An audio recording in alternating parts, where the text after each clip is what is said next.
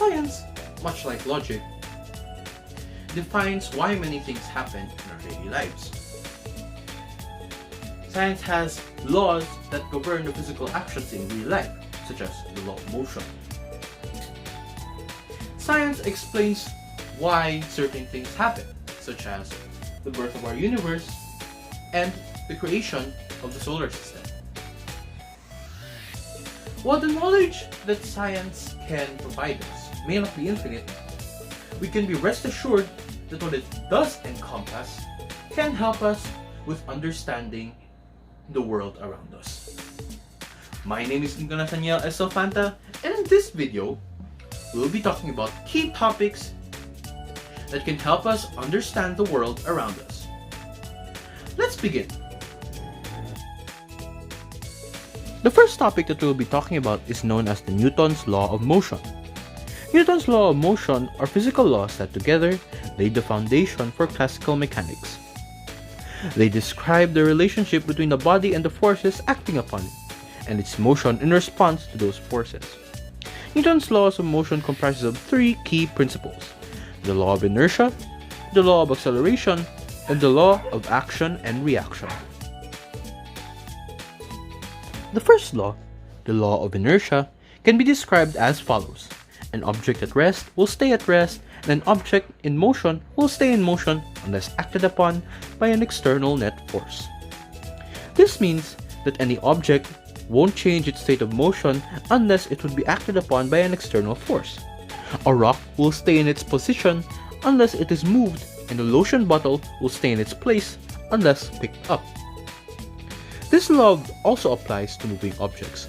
A ball dropped from a building would have its motion affected by external forces such as wind resistance and gravity. The second law of motion, the law of acceleration, expands on the first law by explaining what happens when an external force is present. This law states that the force an object will experience would equal its mass times acceleration.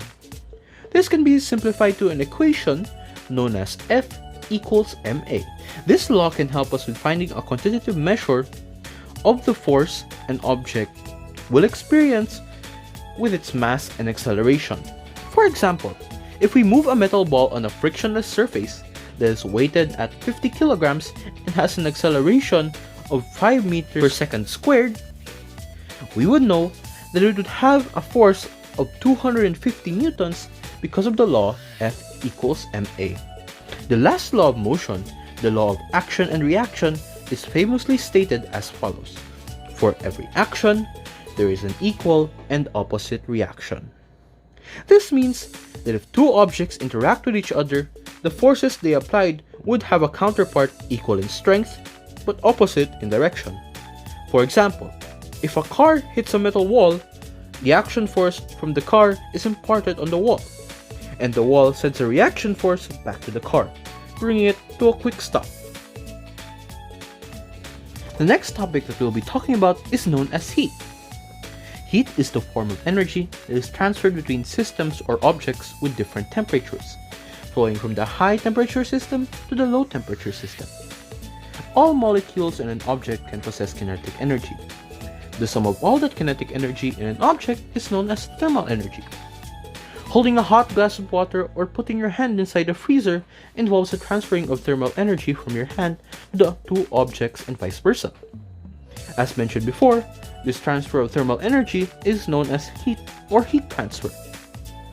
Two objects transfer thermal energy to each other until they are at the same temperature.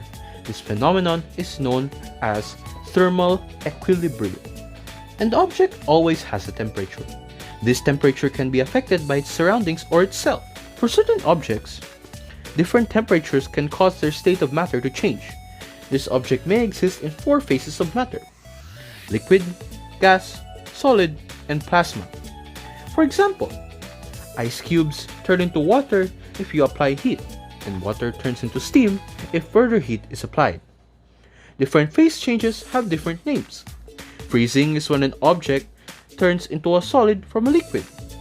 An object going from solid to liquid is known as melting.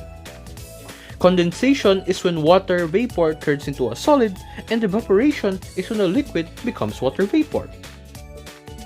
The next topic that we will be tackling is known as typhoons. I know everyone watching this knows what a typhoon is, but in case you forgot, here's a brief overview.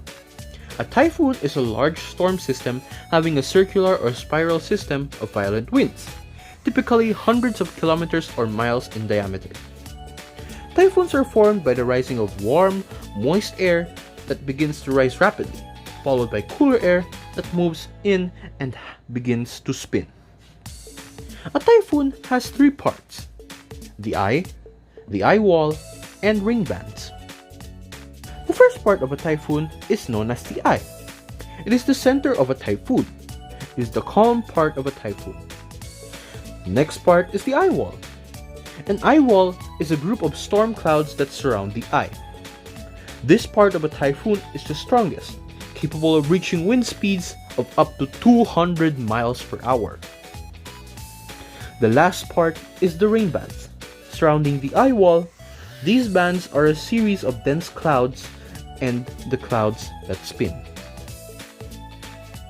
The last topic that we'll be tackling is our solar system. The solar system is the gravitationally bound system of the Sun and the objects that orbit it, either directly or indirectly. The solar system has existed for roughly 4.5 billion years, and in that time, a lot of things has formed in our solar system. Examples would be the planets that orbit our Sun, like Earth or Mars. These planets are classified into two categories: terrestrial and Jovian planets. The terrestrial planets are planets like Mercury, Venus, Earth, and Mars. These are planets that have a rocky and compact surface. The Jovian planets, on the other hand, are planets that have opposite qualities to those of terrestrial planets. Their sizes are considerably large when compared to terrestrial planets. Examples of these are Jupiter, Saturn, Uranus, and Neptune. Although these planets may compose the major celestial bodies in our solar system, there's a lot we have yet to cover. Minor members of the solar system, things such as meteoroids or comets, are an example. Meteoroids are chunks of rock and dust in space that revolve around the Sun. Meteoroids can come from many places around the universe. Examples would be interplanetary debris that was not gravitationally swept up by the planets during the formation of the solar system, material from the asteroid belt, or the solid remains of comets that once traveled near Earth's orbit. A meteoroid's location can also change its given name. A meteorite is an example. A meteorite is a meteoroid that hits the Earth's surface. That's all I have for my video presentation. I hope you have learned a thing or two from my video. Again, my name is Nico Nathaniel Estofanta, and thanks for watching.